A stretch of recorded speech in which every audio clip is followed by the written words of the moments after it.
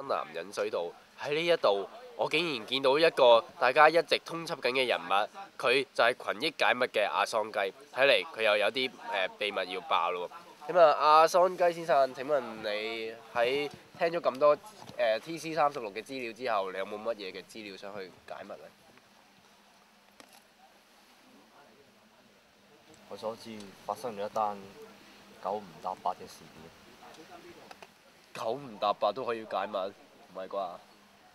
話說有一隊 XXX 號隊伍，佢過咗 checkpoint 7之後，未經過 checkpoint 8就已經去咗 checkpoint 9啦。係靈異事件多過九唔搭八喎。咁佢嘅下場係點樣呢？據我所知，佢係冇被 DQ 嘅。至於佢嘅懲罰係乜嘢，都係交俾大會決定。哇！呢單事件的確係今年團隊挑戰36嘅一大嘅花絮，一個好重要嘅靈異事件啊！到底呢一隊隊伍最後嘅下場會係點呢？請大家都係唔好估啦，由交翻俾大會去決定啦。多謝你哋，亦都多謝阿蘇雞先生。